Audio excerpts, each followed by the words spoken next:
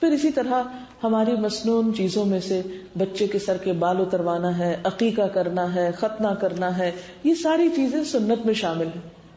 Medical science کچھ بھی کہے، ان کی تھیریز بدلتی رہتی ہیں، آج ایک بات کریں گے کل دوسری کریں گے، لیکن جو چیز رسول اللہ صلی اللہ علیہ وسلم کی سنت سے ثابت ہے اس کو کرنا نمبر ایک ہماری آئیڈینٹی ہے، پہچان ہے، شناخت ہے ہماری کہ بحیثیت مسلمان ہمیں ان طریقوں کو اختیار کرنا.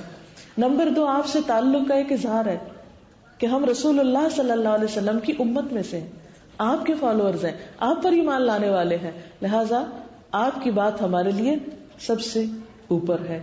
لہذا عقیقہ کیا ہے؟ ایک طرح سے بچے کی طرف سے صدقہ ہے. اسی طرح سر کے بال منڈوانا کیا ہے؟ ایک نجاست کا صاف کرنا. اسی طرح ختنہ کرنا وہ بھی نجاست کو دور کرنے کے لیے اور پاکیزگی اور طہارت کے اہتمام کے لیے ہی ہے. پھر اسی طرح یہ ہے کہ بچوں کو صرف چند ریچول سکھا دینا اور چند ریچولز ان کو بتا دینا اور ان کے سامنے کر لینا یہی کافی نہیں. بچوں کو تربیت میں ابتدائی 7 سالوں میں خاص طور پر شفقت اور محبت کی ضرورت ہوتی ہے. ان کو مارنا نہیں، ان کو بہت زیادہ ڈانٹ ڈپٹ نہیں کرنی. چھوٹے بچے زیادہ ستاتے ہیں عام طور پر، تو مائیں بھی ان کے ساتھ پھر زیادہ بازوں کا زیادتی کر جاتی ہیں. چھوٹی چھوٹی باتوں پہ کان کھینچنا، بال کھینچنا، دھکا دے دینا، ایک چماٹا لگا دینا، یہ سب چیزیں ظلم میں شمار ہوتی ہیں. اگر بچے رو پڑتے ہیں بےچارے اور اتنے کمزور منہ منہ ہاتھ ہے کہ پلٹ کے کچھ نہیں کر سکتے آپ کے ساتھ، تو یاد رکھیے قیامت کے دن حساب دینا ہوگا. کسی بھی ماں باپ کو یہ اجازت نہیں ہے کہ بے وجہ بچوں کے اوپر ظلم ڈھائیں ان کی چھوٹی چھوٹی غلطیوں کی وجہ سے. اور بعض اوقات ان سے کوئی غلطی ہوتی ہے، ہم اتنا چیخ چلا کے بولنے لگتے ہیں، ان کو سمجھ بھی نہیں آتی ہم کیا چاہتے ہیں. ان سے وہ حیران پریشان معصوم دیکھتے ہیں کہ آپ کیا چاہتے ہیں، اور بعض اوقات وہی کام آپ خود بھی کر رہے ہوتے ہیں اور بچوں کو کہتے ہیں آپ نے نہیں کرنا. آپ صلی اللہ علیہ وسلم کے پاس ایک بچہ لایا گیا، اس کی ماں نے چاہا کہ بچے کو آپ نصیحت کریں کہ بچہ بہت میٹھا کھاتا تھا. تو کہا یہ جاتا ہے کہ آپ نے کہا کہ اس کو کل لانا، کیونکہ اس وقت آپ نے خود کو میٹھی چیز کھائی تھی. دوسروں کو نصیحت کرنے میں تو اس درجہ احتیاط کی ضرورت ہے کہ آپ کسی کو کچھ کہہ رہے ہیں پہلے خود تو کریے، پہلے خود تو کر کے دکھائیے. اگر آپ خود نہیں کر رہے اور بچے کو کہے جا رہے کہ تم کرو، وہ کیسے کرے؟ اگر آپ خود نماز نہیں پڑھتے بچے کو کیسے سکھا سکتے ہیں؟ خود قرآن کبھی کھولا نہیں گھر میں، آواز قرآن کی بلند نہیں، بچوں کو کہتے ہیں حافظ بنو. بہت سے لوگ ایسے بھی دیکھے گئے خود کچھ نہیں کریں گے اور بچے کو حافظ بنانا چاہیں گے، وہ بیچارہ کہاں سے بنے؟ پھر بازو کا ایسا بھی ہم کرتے ہیں، کچھ بچوں کو تو خوب دنیا میں آگے بڑھاتے ہیں اور ایک آدھ بچے کو اپنی آخرت بنانے کے لیے کسی مدرسے میں چھوڑ آتے ہیں کہ اس کے کندھوں پہ ہاتھ رکھ کے ہم بھی نکل جائیں گے. یہ طریقہ درست نہیں ہے. بچوں کے درمیان عدل و انصاف کرنا چاہیے. اچھا اخلاق اور اچھی تربیت سب بچوں کا حق ہے. اور پھر یہ ہے کہ تربیت صرف چیزیں رٹوانے کا نام نہیں ہے. بعض اوقات ہم دعائیں رٹوا دیتے ہیں، ہم کہتے ہیں ہمارے بچے کو سب دعائیں آتی ہیں، دیکھو 2 سال کا ہو گیا اور یہ فلاں دعا بھی آتی ہے اور فلاں دعا بھی. بہت اچھی بات ہے، اچھی بات ہے شروع میں جب آپ بولنا سکھائیں تاکہ توحید پر ان کی زندگی کا آغاز ہو، اللہ کی محبت سے شروعات ہو. بہرحال بات یہ ہو رہی تھی بچوں سے لاڈ پیار کرنے کی، شفقت اور محبت کرنے کی. اس میں آپ دیکھیے کہ رسول اللہ صلی اللہ علیہ وسلم حضرت حسن اور حضرت حسین کو نماز میں بھی اگر وہ پیٹھ پہ بیٹھ جاتے تھے تو سر نہیں اٹھاتے تھے. اسی طرح آپ اپنے گود میں بٹھا لیتے تھے. ایک مرتبہ حضرت امامہ جو آپ کی نواسی تھی ان کو اپنے کندھے پہ بٹھا کے آپ نماز پڑھ رہے تھے، یعنی لڑکوں کے علاوہ چھوٹی بچی کو بھی نماز میں آپ نے اٹھایا. پھر اسی طرح جب آپ کے بیٹے حضرت ابراہیم کا انتقال ہوا تو آپ کی آنکھوں سے آنسو بہ رہے تھے اور آپ شدید غم میں تھے، حالانکہ وہ بالکل دودھ پیتے چھوٹے بچے تھے. آپ نے فرمایا آنکھ روتی ہے، دل غمگین ہے، اور ہم زبان سے وہی کہیں گے جس سے ہمارا رب راضی ہوگا. یعنی کسی بھی موقع پر انتہائی غم اور دکھ کے عالم میں بھی ایسی بات زبان سے نہیں نکالی جائے گی کہ جو اللہ تعالیٰ کو ناراض کرنے والی ہو. حضرت انس کہتے ہیں کہ رسول اللہ صلی اللہ علیہ وسلم فرماتے کہ جب نماز شروع کرتا ہوں میں تو ارادہ ہوتا ہے کہ میں دیر سے ختم کروں گا، لیکن اچانک کسی بچے کے رونے کی آواز آتی ہے تو میں نماز مختصر کر دیتا ہوں. یہ آپ صلی اللہ علیہ وسلم کا طریقہ تھا بچوں کے ساتھ. اچھا ہم ماؤں کا حال کیا؟ نماز پڑھنے لگتے ہیں اور بچوں کو سارے گھر والے ڈانٹنا شروع کر دیتے ہیں، شور نہ کرو وہ نماز پڑھ رہے. کوئی آ کے کھینچ کے لے جاتا ہے، چھوٹے چھوٹے بچے سے کرال کرتے کرتے ماں کے پاس آ جاتے. اچھا دوسرے آ جاتے ہیں پاک، وہ اٹھا کے لے جاتے ہیں، وہ چیخیں مار رہا ہے، وہ نہیں ماں نماز پڑھی. بچپن سے ہی ہم بچوں کو نماز سے اتنا خوف زدہ کر دیتے ہیں انڈائریکٹلی کہ ہمیں پتہ بھی نہیں چلتا. یاد رکھیے کبھی بچے کو نماز پڑھتے وقت دھکا نہیں دے, کبھی ہائے ہو شور نہیں مچائے گھر والے کہ وہ ماں نماز پڑھی, دیکھو وہ اوپر چڑھ رہا ہے, دیکھو وہ آگے بڑھ رہا ہے, جاؤ جاؤ اٹھا لو اس کو, وہ کیا کر رہا ہے. نہیں کرنے دیں, بچہ آس پاس رہے گا, کبھی اوپر چڑھے گا, کبھی آگے بیٹھے گا, کبھی ساتھ لیٹ جائے گا, تو ایک دن آپ دیکھیں گے ساتھ سجدے بھی کر رہا ہوگا. چھوٹی چھوٹی بچیاں وہ کپڑے اٹھا کے لا کے ساتھ کھڑی ہو جاتی ہے. کیوں؟ اس لیے کہ انہیں اس مسلح پہ بھی محبت ملی ہے, ماں کی پیار ملا ہے. تو جب ہم محبتوں سے آغاز کریں گے, نرمی اور شفقت سے کریں گے, تو بچوں کے دل میں ہماری محبت بھی ہوگی اور ہمارے دین کی محبت بھی ہوگی. لیکن اگر ہم نفرتیں دیں تو بچوں سے محبت کس طرح ایکسپیکٹ کر سکتے ہیں؟ اگر ہم بات بے بات پر غصہ دکھائیں, موڈز دکھائیں, تو بچوں سے ہم اچھے اخلاق کی توقع کیسے رکھ سکتے ہیں؟ لہٰذا بے حد ضروری ہے کہ کوئی بھی کام آپ کریں, مثلاً آپ قرآن پاک پڑھیں. بعض مائیں بچوں کو قرآن پاک ہاتھ نہیں رکھنے دیتی, نہیں اس کو پتہ نہیں, یہ تو وضو نہیں کیا ہوا اور معلوم نہیں کیا کیا, لہٰذا بچے اس پہ نہیں آتے. بعض اوقات بچے کھینچ بھی لیتے ہیں, بعض اوقات آگے پیچھے بھی کرتے. تو جب تک بید بھی نہ ہو بچے سے قرآن پاک کو بھی دور نہ کرے, بلکہ کھول کے دکھائیں, دیکھو یہ اللہ تعالیٰ کی کتاب ہے, دیکھو یہ کتنی پیاری چیز ہے, اس کو چوم کے دکھائیں کہ یہ محبت کے لائق چیز ہے. آپ دیکھیں کہ اگلے دن بچہ اٹھا کے آپ سے پہلے چومے گا. اگر آپ اس کو پیار سے بتائیں گے, نہ کہ چھین کے وہ اوپر رکھ رہے ہیں کہ نہیں تم تو بید بھی کر رہے ہو, یا ایک لگا دیں اس کو کہ یہ تم نے کیا کر دیا. نہیں, بعض اوقات ایسا ہوتا ہے نا بچوں کے ہاتھ سے اچانک چھوٹ جاتا ہے, وہ یہ غیظ و غضب کا عالم ہوتا ہے کہ یہ تم نے بہت بڑی غلطی کر دی, اس کو پتہ ہی نہیں اس نے کیا کر دیا. اسی طرح نماز کے عالم میں حدیث سے یہ پتہ چلتا ہے کہ جو چھوٹے بچوں کی مائیں ہیں وہ اگر بچہ بہت رو رہا ہو تو بچے کو اٹھا کے بھی نماز پڑھ سکتی. مثلاً بعض اوقات ایسا ہوتا ہے نا آپ گھر میں اکیلے ہیں, کوئی نہیں اور آپ نماز نہیں چھوڑیں گے. بعض مائیں کہتی بچے اتنا روتے ہیں پھر ہم نماز نہیں پڑھ سکتے. نہیں, اگر شروع دن سے آپ ان کو نماز کے وقت پاس لٹا لیں, ان کو پتہ چل جائے گا ماں اتنی دیر چپ ہو جاتی ہے, پھر آپ ان کو اٹھا لیں. اگر رونے لگے تو اٹھا لیں, ایک ہاتھ میں بچے چھوٹے ہوتے ہیں تو ایک ہاتھ میں بھی اٹھا سکتے ہیں, اٹھا کے ساتھ کھڑے رہیں اور ساتھ اللہ اکبر کر کے پڑھتے رہیں جو دعائیں پڑھیں. رکوع میں بھی تھوڑا تھام کے رکھیں, ایک ہاتھ سے رکوع کر لیں, اگر سمجھو مشکل ہے ساتھ بیڈ پہ لٹا دیں, تھوڑی دیر کے لیے سجدہ کر کے دوبارہ اٹھا لیں. ذرا بڑا بھی ہو جائے بچہ تو آپ دیکھیں گے کہ وہ آ کے چمٹ جائے گا, تھوڑا آگے پیچھے ہوگا, ہونے دیں. یہ بھی ایک عبادت ہے, یعنی بچوں کے ساتھ محبت بھی ایک عبادت ہے. اگر آپ اللہ تعالیٰ کی عبادت کر رہے ہیں تو اس کا یہ مطلب نہیں کہ آپ ان معصوم بچوں کے اوپر ظلم ڈھا کر کریں. پھر اسی طرح آپ صلی اللہ علیہ وسلم جب سفر سے تشریف لاتے تھے تو بچے سواری پہ اوپر آگے پیچھے آپ کے بیٹھ جاتے تھے, آپ خود ان کو سلام کرتے تھے, حتیٰ کہ مشرکین کے بچوں کے ساتھ بھی آپ محبت سے پیش آتے تھے.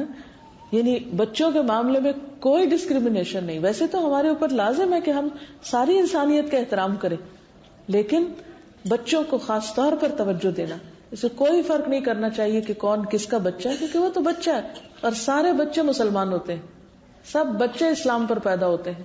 کل مولود یولد علی الفطرہ, ہر ایک کو ہینڈ شیک کریں, ہر ایک کو آگے بڑھ کے ملیں, ہر ایک کو پیار سے دیکھیں, ان کو اپنے سے مانوس کریں, نہ کہ خوف زدہ نظریں کر کے تو ان کو اپنے سے دور بگائیں کہ وہ آپ کو ڈسٹرب کر رہے ہیں یا کچھ. بچوں کی شرارتوں کو انجوائے کرنا سیکھیں. یہ اپنی نظر آپ بدلیں گے تو ان کی چھوٹی چھوٹی غلطیاں بھی آپ انجوائے کریں گے, اس پر بھی آپ ہنس کے معاملہ کر سکتے ہیں. جہاں بعضوں کو اتنے فلیئر اپ ہو جاتے ہیں اور چھوٹی چھوٹی چیز پر ذرا سی کو محنت کرنی پڑے تو ہم شدید غصے کا شکار ہوتے ہیں. پھر اسی طرح یہ ہے کہ حضرت اسامہ جو تھے آپ صلی اللہ علیہ وسلم کو بہت پیارے تھے. ایک دلچسپ سی بات یہ کہ حضرت حسن جو تھے وہ آپ صلی اللہ علیہ وسلم سے بہت مشابہ تھے, یعنی ان کی شکل آپ سے بہت ملتی تھی اور بہت خوبصورت تھے. اچھا, حضرت اسامہ جو تھے حضرت زید کے بیٹے تھے. حضرت زید جو تھے وہ کالے تھے, تو حضرت اسامہ جو تھے ان کا رنگ بھی کالا تھا. اچھا, بازو کا کیا ہوتا کہ ایک طرف ایک بچہ بیٹھتا اور دوسری طرف دوسرا بچہ بیٹھتا, تو ایک رنگ کا اور دوسرا دوسرے رنگ کا.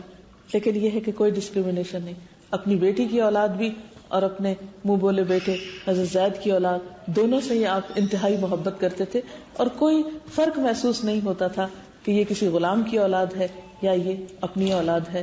تو بچے تو سب معصوم ہوتے ہیں, صرف اپنے بچوں سے نہیں دوسرے بچوں سے بھی محبت کرنا سیکھیں, کیونکہ تربیت صرف ماں نہیں کرتی, پورا ماحول تربیت کر رہا ہوتا ہے. نانی دادی باقی رشتے دار. اور آپ نے دیکھا ہوگا کہ جن فیملیز کا آپس میں بونڈ اچھا ہوتا ہے, تعلق مضبوط ہوتا ہے, ان کے بچوں کی تربیت پر بھی وہ اثر پڑتا ہے. اور جو لوگ بالکل آل الون رہتے ہیں اور ان کے پاس کوئی آگے پیچھے کہیں جانے کا وقت نہیں, کوئی رشتے دار نہیں, کوئی محبت دینے والا نہیں, کوئی اور پوچھنے والا نہیں, تو بعض اوقات تو ان بچوں کی شخصیت کے اندر ایک خاص قسم کی سختی آ جاتی ہے, وہ تربیت اس طرح ہو نہیں پاتی. اس لیے جو صاحب حیثیت ہو وہ پلٹ کر اپنے پچھلے ملکوں میں اپنے خاندانوں کے پاس جا کر وقتاً فوقتاً ملاقات کریں, ان کی پہچان کرائیں, کیونکہ صلہ رحمی کرنے سے اللہ کی رحمت آتی, رشتہ داروں کے ساتھ جوڑنے سے اللہ کی رحمت آتی, اور رشتہ داروں کے ساتھ کاٹنے سے اللہ تعالیٰ کی رحمت منقطع ہو جاتی. حدیث میں آتا ہے کہ لا يدخل الجنت قاطع الرحم, رشتوں کو کاٹنے والا جنت میں نہیں جائے گا. تو آپس کے تعلقات, بہن بھائیوں کے تعلقات اور رشتہ داروں کے ساتھ تعلقات میں خاص طور پر کوشش کرنی چاہیے کہ ایک دوسرے کی چھوٹی چھوٹی غلطیوں اور خطاؤں کو معاف کر کے دل بڑے رکھے جائیں, آپس میں میل جول ختم نہ کیے جائیں. اور بعض اوقات مالی معاملات میں, بعض اوقات کاروبار کی مس انڈرسٹینڈنگ میں بھائیوں میں اختلاف ہو جاتا ہے, وہ آپس میں رہے, وہ کاروبار کی حد تک رہے, گھر میں نہیں آنے دے اس کو. ہم پورے بچوں کو انوالو کر کے پارٹی بنا لیتے ہیں اور متنفر کر دے, پھر کچھ عرصے بعد صلح کر لیتے ہیں, ایک مذاق بنا لیتے ہیں, اور بچے اس میں حیران پریشان ہے کہ اب ہم ادھر جائیں یا ادھر جائیں. بعض اوقات تو بچوں کو کئی لوگ نصیحت وصیت کر کے رکھتے ہیں کہ دیکھو فلاں رشتے دار سے تو میرے مرنے کے بعد میں نہیں ملنا, اگر تم نے اس سے ملاقات کی تو تم میرے نہیں, میرے سے آنکھ ہو. یہ اتنے شدید غصے. مومن تو معاف کرنے والا ہوتا ہے, معاف کرنے میں جو طاقت ہے وہ بدلہ لینے میں تھوڑی ہے. لیکن ہمارے دل اتنے تنگ ہیں, اتنے چھوٹے ہیں, کیا ہم نہیں چاہتے کہ اللہ تعالیٰ ہمیں معاف کر دے؟ حضرت عائشہ رضی اللہ تعالیٰ عنہا پر جب الزام لگا تھا, اور بہت بڑا الزام تھا, کچھ چھوٹی بات نہیں تھی, اور الزام لگانے والوں میں کون شامل تھا؟ وہ شخص بھی شامل تھا جس کی کفالت حضرت ابو بکر کر رہے تھے. جب آپ کو پتا چلا کہ اچھا اس نے یہ باتیں کی ہیں, تو آپ نے سوچا کہ آج سے وظیفہ بند. اللہ سبحانہ وتعالیٰ نے قرآن پاک میں آیت اتاری, اللہ تحبون ان یغفر اللہ لکم, کیا تم نہیں چاہتے کہ اللہ تمہیں معاف کر دے؟ اور اس کے بعد خاص طور پر فرمایا کہ اہل فضل اور جن کو اللہ نے مال دیا ہے وہ غریب رشتہ داروں کو دینے سے ہاتھ مت روکیں, چاہے وہ زیادتی کریں. ان کا کیا ان کے ساتھ, ہمارا کیا ہمارے ساتھ. بعض اوقات واقعی رشتہ دار زیادتی کرتے ہیں, لیکن اس کے باوجود اپنے خاندان کی خاطر, اپنے بچوں کی خاطر, اللہ کی رحمت کی خاطر ان کو معاف کرنا سیکھیں اور ان کے ساتھ درگزر کا معاملہ کریں. اور اس سے آپ دیکھیں گے کہ خود آپ کی طرف کس قدر خیر پلٹ کر آتی ہے. پھر اسی طرح آپ صلی اللہ علیہ وسلم جو تھے خاص طور پر بیٹیوں کے لیے بہت نرم گوشہ رکھتے تھے. حضرت فاطمہ رضی اللہ تعالیٰ عنہا کے ساتھ آپ کا معاملہ بہت زبردست تھا. آپ آتی تھی, آپ اپنی جگہ سے اٹھ جاتے, اپنی جگہ ان کو بٹھاتے, ان کا ماتھا چومتے تھے, ان کا استقبال کرتے تھے. آپ کہتے تھے کہ فاطمہ میرے جگر کا حصہ ہے, جو اسے دکھ پہنچائے گا وہ مجھے دکھ پہنچائے گا. یعنی ان کی کوئی تکلیف آپ کو برداشت نہیں ہوتی تھی. پھر اسی طرح حضرت اسامہ کو ایک دفعہ چوٹ لگ گئی تو آپ اس کا خون صاف کر رہے تھے اور فرما رہے, اسامہ اگر بیٹی ہوتا ہم اس کو اچھے کپڑے پہناتے, اسامہ اگر بیٹی ہوتا ہم اس کو زیور پہناتے. یعنی بچیوں کی رعایت کرتے ہوئے کہ بیٹیوں کے جو جذبات ہوتے ہیں, یا عورت کے اندر اللہ تعالیٰ نے جو بننے سنورنے کی, اچھے کپڑے کی اور اچھے زیور کی جو ایک خواہش ڈالی ہے, اس کا احترام بھی ضروری ہے. لیکن آج ہم ویسٹ کی نقالی کرتے ہوئے لڑکیوں کو بھی لڑکا بنانے کی فکر میں ہوتا ہے, اور ایسے ڈریسز بعض اوقات پہناتے ہیں کہ لڑکی اور لڑکے کا کوئی فرق محسوس نہیں ہوتا, اور سمجھتے نہیں اس طرح بہت اسمارٹ لگتے ہیں. بات یہ کہ ساری چیز اپنی نظر کی ہے. جب ساری زندگی ہم ان کو لڑکا بنا کے پالتے ہیں اور ان کی شادی کرتے ہیں, تو وہ پھر شوہر کے ساتھ مقابلہ بھی لڑکے جیسا کرتی ہیں, اور پھر اس کے نتیجے میں جو مشکلات ہوتی ہیں وہ ہم سب جانتے ہیں. فطرت سے ہٹنا, یعنی غلط طریقوں پہ تربیت کرنا اور دوسری قوموں کی نقالی کرنا, یہ بسا اوقات مسلمانوں کے لیے تکلیف دہ ہو سکتا ہے. بہرحال پھر اسی طرح آپ دیکھیے کہ جو آج کل ایک بہت تکلیف دہ معاملہ ہے کہ بچیوں کی ولادت سے پہلے ہی ان کو ایلیمینیٹ کرا دی جاتی ہے پریگنینسی.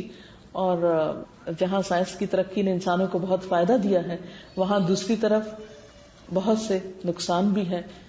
بچوں کو زندگی کا حق دینا یہ ہمارے اوپر لازم ہے. ان کو انوانٹیڈ سمجھنا, ہمارا تو ارادہ ہی نہیں تھا, ہمارا تو دل ہی نہیں تھا, یا یہ کہ اس کو ایکسپٹ نہیں کرنا. بعض بچیاں پریگنینسی کو ایکسپٹ نہیں کرتی, رونا دھونا اور پھر مختلف حربے اختیار کرنا کہ کسی طرح یہ سب کچھ ختم ہو جائے.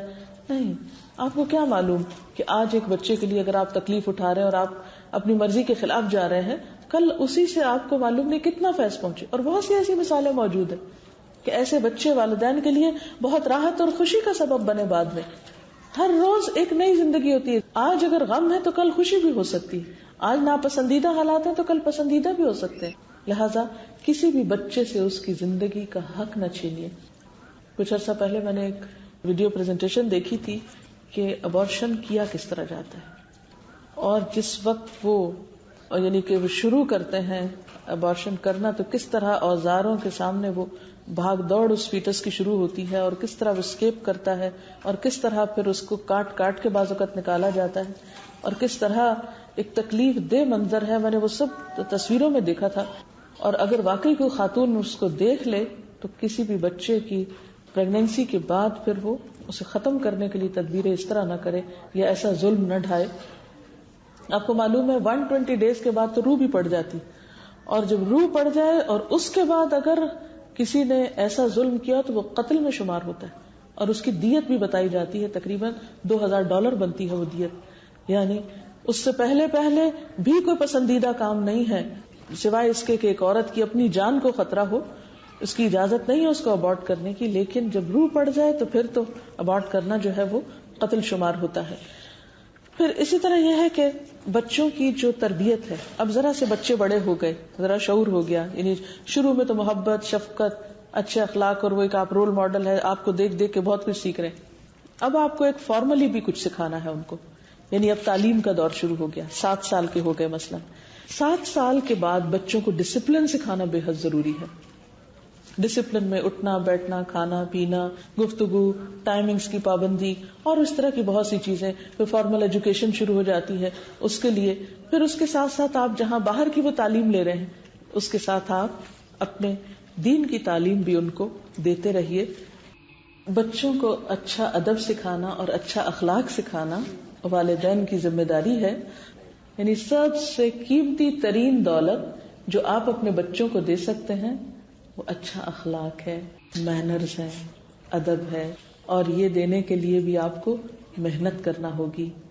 یعنی ایک صدقہ آپ کیا کرتے ہیں, کسی غریب مسکین کو دیتے ہیں یا کسی بھی اچھے کام میں لگاتے ہیں, اور دوسری آپشن آپ کے پاس کیا ہے کہ آپ اس پیسے کو اپنی اولاد کی تعلیم اور تربیت میں لگائیں. تو یہ تعلیم اور تربیت میں لگایا ہوا پیسہ یہ آپ کے لیے صدقہ جاریہ ہوگا. صدقہ خیرات صرف باہر دیا جاتا ہے, ٹھیک ہے, وہ غریبوں کی مدد کے لیے بھی دیا جاتا ہے, لیکن اپنے بچوں پہ خرچ کرنا بھی صدقہ ہی شمار ہوتا ہے. حدیث میں آتا ہے کہ کوئی شوہر اپنی بیوی کو جو کھلاتا ہے وہ بھی اس کے لیے صدقہ لکھا جاتا ہے. یعنی صدقہ کا معنی کیا ہے, نیکی کا کام, یعنی وہ بھی نیکی لکھی جاتی ہے. آپ اس کو مینرز نہیں سکھا سکتے جب تک آپ کے اندر مینرز نہیں. اگر آپ بچوں کی بے عزتی کر رہے ہیں, ان کو گالی گلوچ کر رہے ہیں اور بدتمیزی سے پیش آ رہے ہیں, تو آپ توقع نہیں رکھیے کہ وہ جواب میں آپ سے عزت سے پیش آئیں. وہ وہی کچھ ریفلیکٹ کرتے ہیں جو آپ ان کے سامنے ہوتے ہیں. اور اس کے لیے 3 چیزیں جو ہیں وہ ضروری ہیں. نمبر 1, اچھی سٹوریز کا سنانا, اسٹوری ٹیلنگ. اور یہ بہت ارلی سٹیج پر ہی آپ شروع کر دیں.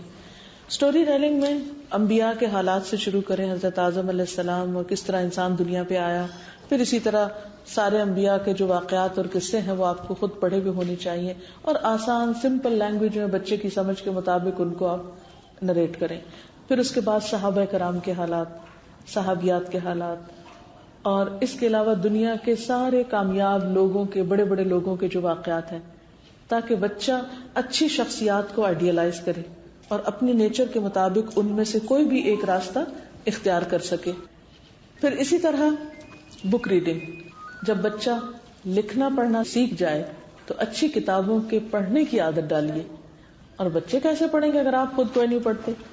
بچے کیسے پڑھیں گے اگر گھر میں کوئی اور نہیں پڑھتا؟ بچے بھی اس وقت کتاب کھولتے ہیں یا کتابوں سے ان کو انٹرسٹ ہوتا ہے جب گھر میں کتابیں کھلتی ہیں. آپ سب کے گھروں میں اچھے اچھے ڈیکوریشن پیس تو ہوں گے. اب تو اتنے زیادہ ہو گئے ہیں کہ باتھ روم بھی خالی نہیں ہے, وہاں بھی بہت کچھ ڈال کے رکھ دیا ہم نے لا کے. شیطان ہوتے ہیں وہاں, ان کا بھی کچھ حق ہے کہ وہ بھی خوش ہوا کریں دیکھ دیکھ کے. آپ کو تو تھوڑی دیر کے لیے جانا ہوتا ہے. یعنی ہاں, یہ تو ایک جوک تھا. بہرحال بات یہ ہے کہ اپنے بچوں کو اچھی لائبریریز گھر میں بھی دیں, باہر سے بھی. اچھی سے مراد صرف ریلیجس بکس نہیں ہوتی, کوئی بھی اچھی کتابیں جو بچوں کی شخصیت, ان کے کردار, افکار اور سوچ کو بہتر بنائے, میچور بنائے. لہٰذا بک ریڈنگ خود بھی کیجیے اور بچوں کو بھی کروائیے, اور اس کے لیے رات کو سونے سے پہلے کا ٹائم یا دن کا کوئی بھی حصہ. آپ دیکھیے کہ جو ہم بہت سا وقت بچوں کو ٹیلی ویژن کے آگے بٹھا دیتے ہیں جان چھڑانے کے, ٹھیک ہے ان کو پسند ہے لا کے دے دو جو ان کی پسند کا ہے, وہ مشغول ہو اور ہم بھی فارغ ہوں اور جہاں جی چاہے جائیں, جو جی چاہے کریں. یہ ان کے ساتھ محبت نہیں, دشمنی. بعض اوقات بچے ضد کر کے آپ سے ایسی چیزیں لے لیتے ہیں. تو آپ دیکھیے کہ کل ہی میں کتاب میں پڑھ رہی تھی, پیرنٹنگ پہ ایک بک تھی, یہ امریکہ کی چھپی ہوئی ہے. تو اس میں انہوں نے کہا کہ یہ کسی مسلمان کا قول نہیں ہے, کسی امریکن کا ہے, کہ اس وقت اگر بچے 3 گھنٹے سے زیادہ ٹیلی ویژن یا کمپیوٹر کے آگے بیٹھتے ہیں تو لازمی طور پر ان کی آنکھیں اور ان کی جسمانی صحت متاثر ہوگی. تو جسمانی اعتبار سے بھی, پھر روحانی اعتبار سے بھی, اخلاقی اعتبار سے بھی لانگ آورز کے لیے ٹیلی ویژن کے آگے بچوں کو چھوڑ دینا اور ساتھ خود بیٹھ جانا. اچھا بعض اوقات ہم کیا کہتے ہیں, کیا ہوا یہ تو انڈین ڈرامہ ہے, اپنے کلچر کا بچوں کو پتا ہونا چاہیے, اور انڈین اور پاکستانی کہہ کے اس کا جواز تلاش کر لیتے ہیں. اور بعض اوقات یہ کہ ساری آفٹر نونز اور رات تک بچے بچیاں بس اسی شغل میں, بس آئے جیسے گھر کی لائٹ کھولتے ہیں ایسے ٹیلی ویژن کھول دیتے ہیں, اور کوئی دیکھے یا نہ دیکھے ایک مسلسل ہمارے کانوں میں آوازیں پڑتی رہتی ہیں, اور ہم مستقل طور پر ایک ایسی چیز دیکھ رہے ہوتے ہیں کہ جس سے ہمیں کوئی خاص سیکھنے کو نہیں ملتا, کوئی خاص ہمارے اخلاق اور کردار میں تبدیلی نہیں آتی. لہذا آپ اچھی چیزیں سنیں, دیکھیں, لیکن ایک لمٹ میں, ایک حد کے اندر رہتے ہوئے. کوئی بھی چیز جب اپنی لمٹ کراس کرتی ہے تو پھر اس کے نقصان زیادہ ہو جاتے ہیں اس کے فائدے سے. پھر اسی طرح یہ ہے کہ بچوں کو 7 سال کی عمر میں نماز کے لیے کہنا شروع کر دینا چاہیے, مگر سختی نہیں کرنی چاہیے. سختی 10 سال کی عمر میں, لیکن صرف زبان سے کہتے رہنا جاؤ نماز پڑھو, نماز پڑھو, نماز پڑھو, یہ درست نہیں. جب آپ خود پڑھیں تو ان کو کہیں آئیں نماز پڑھتے ہیں, ساتھ کھڑا کر لیں, وضو ساتھ کھڑے ہو کے کرائیں, کیونکہ بچے بازو کا گھبراتے ہیں. آپ نے دیکھا ہوگا 7 سال کا بچہ عام طور پہ منہ ہاتھ دھونے سے بہت گھبراتا ہے, اور 10 سال تک ان کی عادت جاری رہتی ہے. تو ایسے میں خود ساتھ کھڑے ہوں, ان کو ہیلپ کریں, ان کو مدد دیں. پھر اسی طرح یہ کہ صرف فرض پڑھنے کے لیے کہیں, سنتیں اور نفل اور لمبی لمبی نمازیں نہیں پڑھوائیں, ان سے گھبرا جائیں گے. جو شعور سنبھالتے جائیں گے, ایک دفعہ عادت تو پڑھنے دیں, باقی بھی پورا ہو جائے گا انشاءاللہ. پھر اسی طرح یہ ہے کہ صرف دنیا کی تعلیم نہیں, عربی زبان کی حفاظت بھی بے حد ضروری ہے. اور اگر آپ کو کہیں آس پاس کوئی نہیں ملتا تو ایک قاعدہ پڑھانے کے بعد اچھے قاری کی قرات, جیسے قاری حذیفی ہیں, اس کو آپ کیسٹ پر بچے کو سنوانا شروع کریں. آپ سبق دینے کے بعد اس کی خوب پریکٹس کروائیں. اب تو اتنی ساری سائٹس ہیں جن پر تجوید کے پروگرام اور تجوید کی بہت سی اور مختلف قراتوں کی کیسٹس وغیرہ موجود ہیں, وہ ان کو دیں. پھر اسی طرح یہ ہے کہ بچوں کو کچھ چیزیں سکھاتے ہوئے کچھ چیزوں سے آپ کو پرہیز بھی کرنا ہوگا. مثلا بچوں کو ڈرانے سے پرہیز کریں, خوف زدہ نہ کریں. بعض مائیں جھوٹ بول بول کر بچوں کو ہر وقت ڈراتی ہے, وہ آ گیا, وہ مارے گا, وہ کھائے گا, وہ کاٹے گا, اس طرح کی چیزیں جو ہیں, اور خواہ مخواہ غیر حقیقی چیزوں سے ڈرا رہے ہیں. تو یہ خوف زدہ کرنا بچوں کی شخصیت کے اوپر سخت اثر انداز ہوتا ہے, ان کے اندر سے جرأت اور بہادری نکل جاتی. اس چیز کا ایلیمنٹ نہیں ہونا چاہیے. پھر اسی طرح دوسروں کے سامنے بچوں کو شرمندہ نہ کریں, خصوصاً بچے جب اس سے آگے چلے جاتے ہیں, یعنی ٹین ایج کو پہنچ جاتے ہیں, تو اس وقت دوسروں کے سامنے ان کی برائیاں کرنا اور ان کے ساتھ بدتمیزی کرنا, یہ ان کی جو انا ہوتی ہے یا ان کی جو خودداری ہوتی ہے, جو ان کی شخصیت ہوتی ہے, اس کے لیے سخت نقصان دہ ہوتا ہے.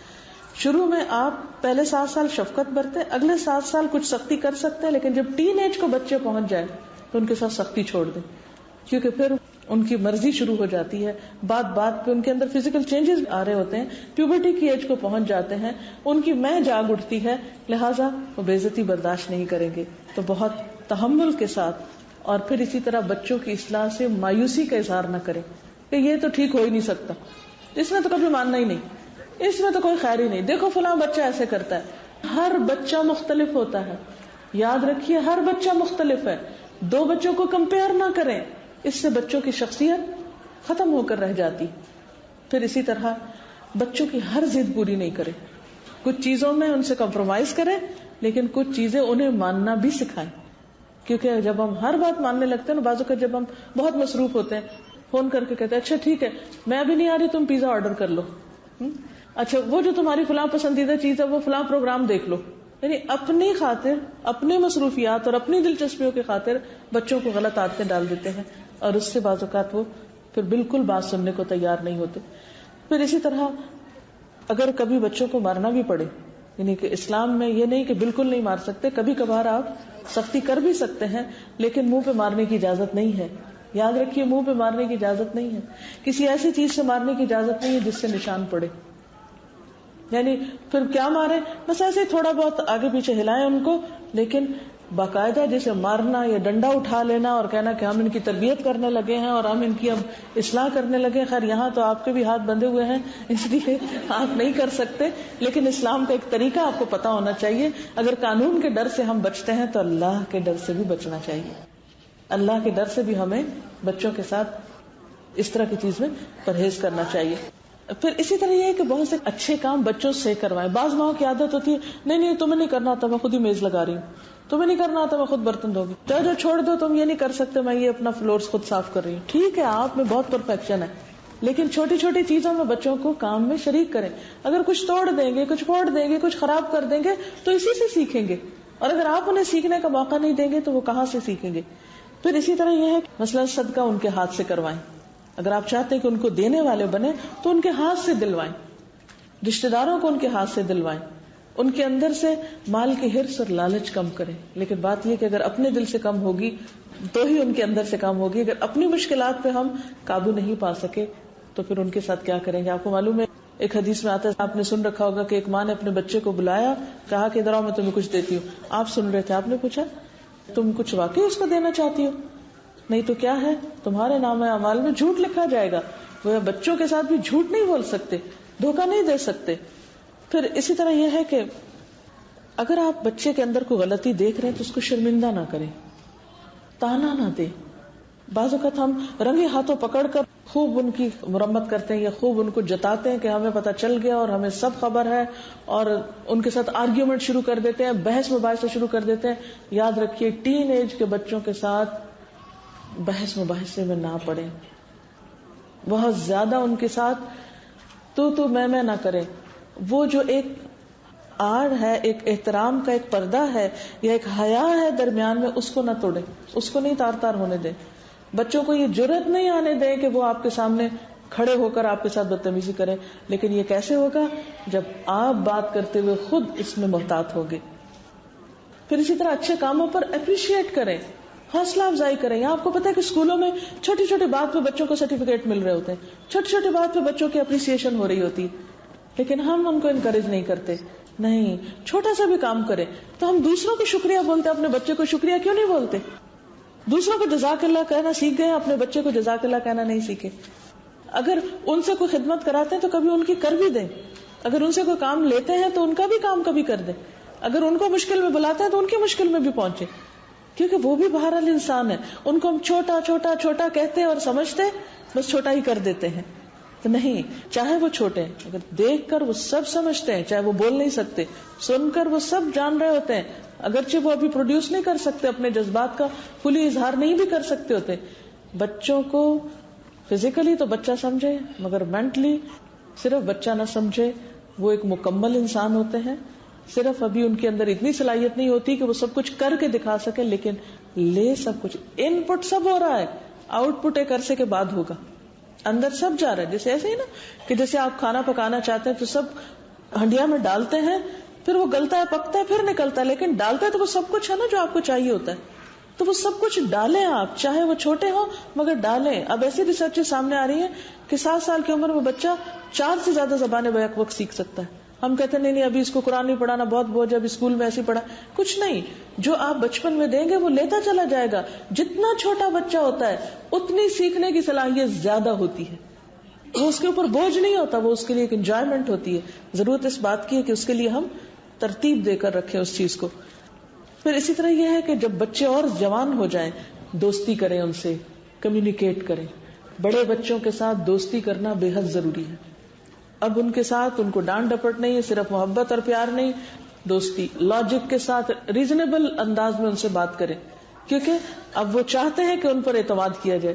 ان کو مشوروں میں شریک کریں. آپ گھر خریدنے کا فیصلہ کر رہے ہیں تو یہ نہیں سوچے بچے ان کو کیا پتا, ان کو بھی شریک کریں. آپ کچھ خرید رہے ہیں, بیچ رہے ہیں, لے رہے ہیں, دے رہے ہیں, کہیں باہر جانے کا پروگرام بنا رہے ہیں, یہ نہیں کہ پروگرام بنا کے ان کو بتا دیں, ان کو مشوروں میں اب شریک کرنا شروع کریں. پھر اسی طرح ایسے کام نکالیں کہ جس میں آپ ایز اے فیملی شریک ہوں. یہاں میں نے ایک چیز نوٹس کی ہے, اگر کہیں بھی گیدرنگ ہوگی بچے الگ کر دیے جائیں گے, ٹین ایجرز الگ ہو جائیں گے, بڑے بوڑھے الگ بیٹھ جائیں گے. نہیں, سارے مکس ہو کر بیٹھے, اکٹھے ہو کر ایز اے فیملی بیٹھے اور ایک دوسرے کی بات سننا اور سنانا جانے. یہ جو بالکل زبانوں کا اختلاف ہو گیا اور جو کلچرز کا اتنا اختلاف ہو گیا کہ گھروں کے اندر اجنبی ہو گئے سب, تو یہ بات درست نہیں ہے. یہ سب سے بڑی رکاوٹ ہے تربیت میں. یہ کسی نے پوچھا تاہا کا مطلب کیا, اگر بچے کا نام رکھا گیا اور اس وقت معلوم نہ ہو کیا ماں باپ اکاؤنٹیبل ہیں. بات یہ ہے کہ بچوں کو اچھا نام دینا بھی ماں باپ کی ذمہ داری, کیونکہ بچہ سب سے زیادہ اپنا نام بار بار ریپیٹڈلی سنتا ہے اور اس کی شخصیت پر اثر انداز ہوتا ہے. قیامت کے دن بھی اس کے نام سے اس کو پکارا جائے گا. اب یہ کہ اگر کوئی نام ایسا ہے جس کا مطلب ہی کوئی نہیں, یا نام ایسا ہے جو مطلب خراب ہے, تو اس نام کو بدل سکتے ہیں آپ. جو ہو گیا سو ہو گیا, لیکن ابھی بھی وقت ہے, آپ تبدیل کر دیجئے. تاہا جو ہے وہ قرآن پاک میں حروف مقطعات ہیں جن کا معنی صرف اللہ کو معلوم ہے.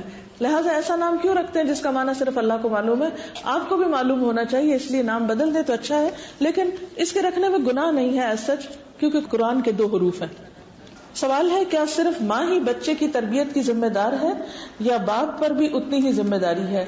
دونوں پر ذمہ داری ہے, دونوں کی پوچھ ہے, لیکن چونکہ بچہ ماں سے زیادہ قریب رہتا ہے اس لیے زیادہ ذمہ داری پھر ماں کی ہو جاتی. بچہ ماں کے پیٹ میں رہتا ہے, بچہ 2 سال دودھ پیتا ہے, بچہ ماں کے آٹومیٹیکلی فطری طور پہ قریب رہتا ہے زندگی کے, خاص طور پر پہلے 7 سال. تو اس لیے اس کی ساری لرننگ بھی اس وقت ہو رہی ہوتی. اپنی زندگی کا 81% حصہ وہ لے چکا ہوتا ہے جو اس نے بننا ہوتا ہے. تو اس لیے ماں کی پھر پوچھ بھی زیادہ اگر وہ اس کو غلط سکھا رہی ہے. باپ بچے پر دھیان نہیں دیتا تو کیا کیا جائے؟ جبکہ باپ 5 وقتی نمازی ہے, مسجد جانے کا بھی پورا پابند ہے, ویسے ہر طرف نیک آدمی ہے, تو پھر کیا کمی ہے؟ صرف یہی ہے آپ کو شکایت کہ بچے کے اوپر توجہ نہیں دیتا. کس قسم کی توجہ آپ چاہتے ہیں؟ بہت چھوٹے بچے پر تو کوئی بات نہیں, لیکن جب بچہ مثلا 10 سال کا ہو جائے تو صرف باپ کو خود مسجد نہیں جانا, بچے کو بھی پھر لے کر جانا ہے, پھر اس کے اوپر پوچھے, پھر اس کی ذمہ داری ہو جاتی ہے. جب بچہ گھر سے باہر نکلنے کی ایج کو پہنچ جائے تو پھر باپ بھی ماں سے بڑھ کر ذمہ دار ہو جاتا ہے. اگر بچے بڑے ہو گئے 20-21 سال کے تو ان کی کمپنی کو کیسے بدلا جائے؟ کیونکہ جب تک خود شعور آیا بچے ہاتھ سے نکل گئے, بڑے ہو گئے. اب ان کے بچوں کو آپ پکڑ لیجئے, ان کے بچوں کو تھام لیجئے, کیونکہ اب وہ شادی کی عمر کو ہے تو اب ان کی آگے نسل آنے کو تیار ہے. پھر بھی آپ کی رسپانسبلٹی ہے کہ ان کی جو جتنی میں نے باتیں کی ہیں یہ ضائع نہیں جائیں گی, یہ اگلی نسل کے لیے اپلائی کریں. اینی ہاؤ آپ دیکھیے کہ اس ایج کے بچوں کی کمپنی بدلنا واقعی آسان نہیں ہے, لیکن جیسے میں نے پہلے بھی عرض کیا کہ آپ خود پہلے ان کے ساتھ دوستی کریں, اعتماد ڈیولپ کریں. جب انہیں آپ پر اعتماد ہوگا آپ ان کی سننے والے ہوں گے, اور وہ سنائیں گے کب آپ کو؟ جب آپ ان پہ ہنسیں گے نہیں, ان کی غلطیوں کو ہر وقت ان پہ تانا نہیں دیں گے, ان کی غلطیوں کو کسی اور کے ساتھ جا کے نہیں کھولیں گے, ان کو پورے کانفیڈینس میں لیں گے. جب آپ کانفیڈینس میں ان کو لے لیں گے پھر آپ کے لیے ان کو بات منوانا آسان ہوگا. اور کانفیڈینس میں لینے کے لیے آپ کو بہت سا صبر اور تحمل کرنا پڑے گا. ان کی غلط باتیں جانتے ہوئے آنکھ بند کرنی پڑے گی کہ جیسے ہمیں نہیں پتا. اجازت. سبحانک اللہم و بحمدک نشہد ان لا الہ الا انت نستغفرک و نتوب الیک.